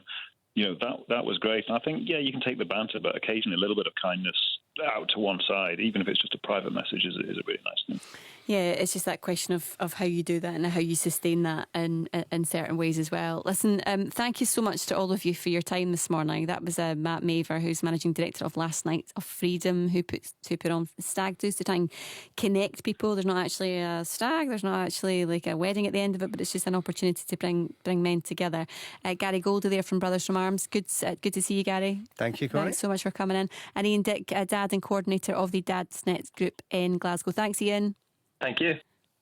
Join Mark Stephen for Our Story. For years, they looked after entire communities. And it was a duty of care, and it was from the cradle to the grave. Our Story belongs to the hard-working, dedicated, rather wonderful women who served as Queen's District Nurses. So we had the healthy baby born.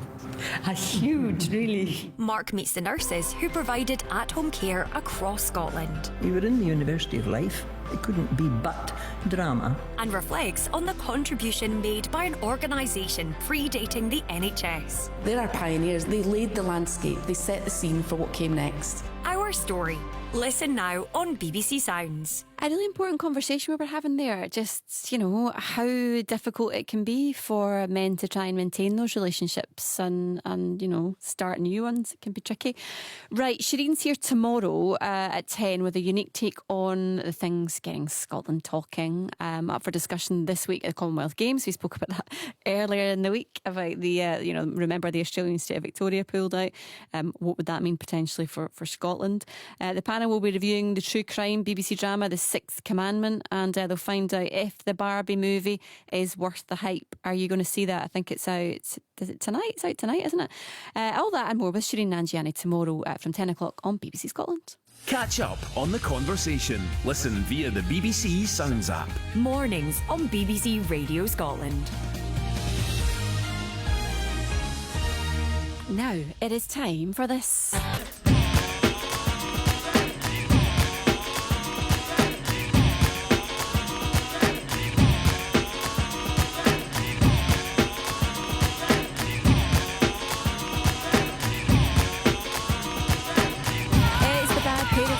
Anecdote to all those parents who've got all the answers. Every week we take a look at some of the bigger parenting stories from the week and get our club members' take on it. This week we've got two bad parents, comedian and dad of three, Billy Kirkwood. Welcome back, Billy. Hiya, how you doing? I'm good, thanks. You're busy with the old festival, that's why you're not sitting across from me right now. Oh my goodness, yes I am. All I can say is sale tickets are very available. That's about all I can say. Right, get a wee plug in, Lisa. Right, alongside you today as well is mum of two, Rona McLeod, and journalist. Morning, Rona.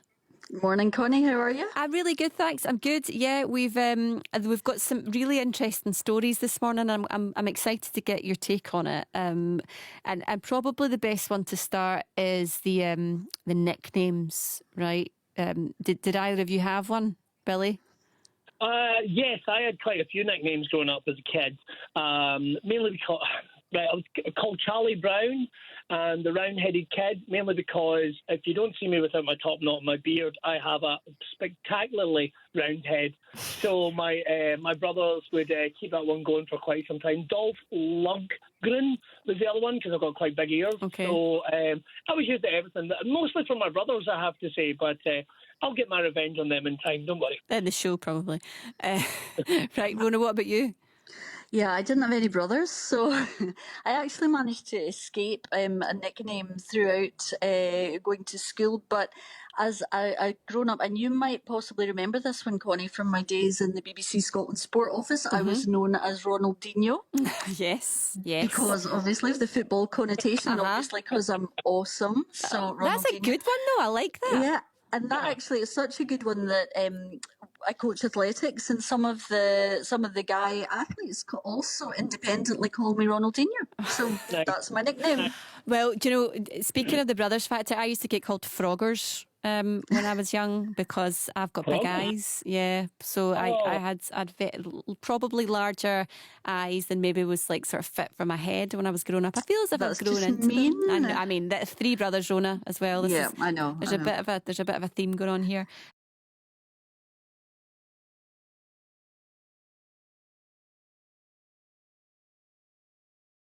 And yeah, that was one that stuck. And my dad used to call me Beanie. And I don't really know. I think they came from I sailed bean, and I used to walk about the house calling me that. So that's kind of stuck even as I've got older. But do you have ones for your kids, Rona? Do you have one for the girls? Not really. I mean, we just kind of shorten their names. So so that's about it. I think it's more of a boy thing. I don't know, because I've been speaking to the girls and asking them about that, and if there are any nicknames that they know of girls, and all the ones that they come out for are boys' names. And there's one that's really, really good that I have to tell you about. Go on. My younger daughter has a friend called Milky, and I know Milky. Milky's been in our house, and everybody knows him as Milky. My mum calls him Milky. And then yesterday I said, why is he called Milky? And it's because, and that's not his name obviously, it's because he was a talented young triathlete, and he was away at a triathlon camp, and one of the coaches said, oh, could you go and put the kettle on because we need a cup of tea? And having never obviously done that in his own house before, he thought that you fill the kettle full of milk and then you boil it up to make the tea. So obviously the end result wasn't very nice at all, and so that name Milky has stayed with him for the rest of his life. See, but he didn't bend the latte though, so that's very exciting. Exactly. Frothy Milky. I'm wondering actually how that might have gone if you boil milk in a kettle. It doesn't go well. Not well, right? Okay. But do you know what though? I think you're spot on. I think that the idea usually is that it tends to be either the boys in your family or boys in your school who tend to give them out, Billy, rather than actually like I don't really have any nicknames for my friends, or it's just as Rona was saying. Definitely, there was a good mate of mine at school who got nicknamed One-Eyed Willie because from the Goonies movie. Oh yeah, because he came with an eye patch to school once, right? So here we are years later. His parents call him One-Eyed Willie. His co-workers, his kids call him One-Eyed Willie. His name is David, and he is 41.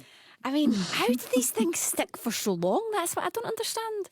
I mean, that really has stood the test of time if it's from the Goonies. I mean, that's some... Definitely. I mean, his kids clearly... There must be people that have no idea why he's called that. Exactly. Cultural reference was One-Eyed Willie. Right, okay. So we've also got to think about this week, and this is one definitely, Rona, that I've got one eye on. I mean, Oliver, to be fair to him, is only 6 months, but I'm thinking about in later years how I can get him to do some chores around the house. How do you do that? What tricks have you got up your sleeve? Well, it depends if you've developed yet your mummy glare, and that's what works for me. There's a mummy glare which has been passed down the generations definitely in our family. When I look at all these old black and white photos of great grandmothers, there's definitely a bit of a hard stare that would persuade you to do anything, whether you wanted to or not. And my mum definitely has it. And so I'm very proud to say that I have also developed the mummy glare. So they just got on with it. That's it. So develop your mummy glare with those eyes, Connie. Those eyes, big put them eyes. to good, I put them know. to good use. I feel like he's too wee though. When I look at him now, I'm just like, oh, that's the eyes I've got right now. That won't last, I'm sure. Right, Billy. What about you? How do you get your kids to help out? I've got one of those wee clickers that you train dogs with. That's what we. Oh, you got a? Did you get a wee dog this week? Actually, Billy. I did actually get a dog this week. Yeah, we've got a wee rescue dog, a wee Romanian rescue dog. Took us 7 hours to get him in the house yesterday. 7 hours. But he's full of love. He's doing very well. And the kids are excited about him. What's his name? His name is Benny. Right, Benny. I want to talk more about Benny another time, but go for it. The name he was given was Bentley, and I'll level with you, as a working class old goth, I am not going down the park and shouting Bentley across I'll tell you that. But he's going to be part of the chores for our kids. And you know something, at the moment with boy, I don't know if it's a boy thing, but it's outright bribery. We're in pocket money season now. I mean, that's how it was for me. I mean, I think I must have been about 7 or 8 before my dad put me on the payroll, as he liked to put it.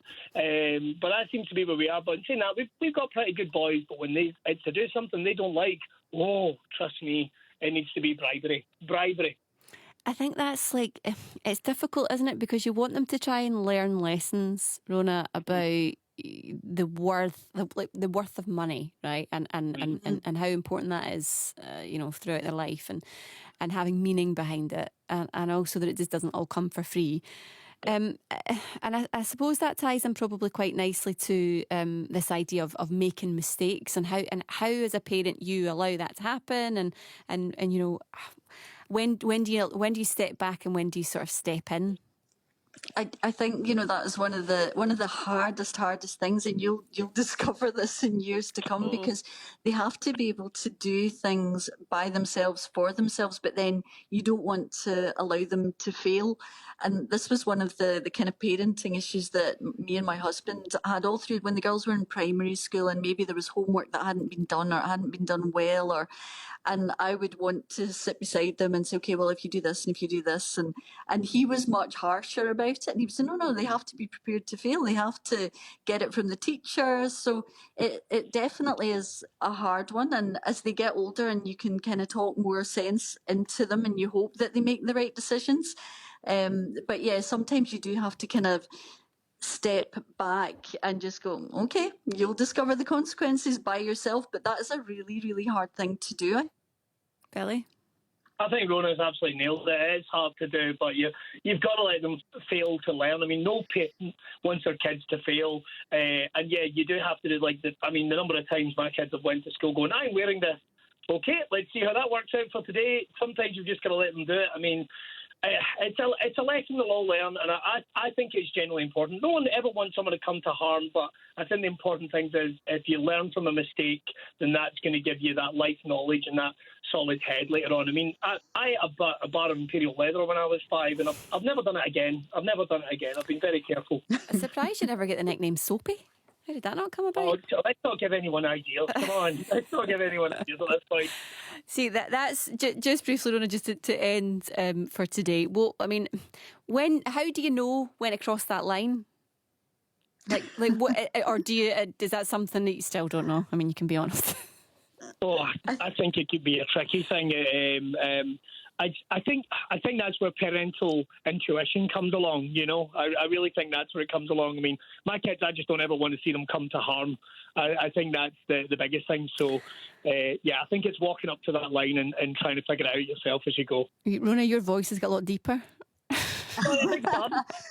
Well, my kids are 19 and 20, so we have kind of different things. So let me leave you with a quick scenario. This morning in my house, we're trying to work out how 19-year-old can go as planned on her interrailing while her passport is needed at the Austrian embassy for a student visa. Well, that is a conundrum that we can try and sort out for you that's what next you can time. Look forward I know, to. I was just going to say, fun times ahead. Right, listen, good to speak to both of you. Have a great weekend. You too. Right, that's all from me this week. It's time to hand you over to Lunchtime Live and Lucy White. Connie, thanks very much.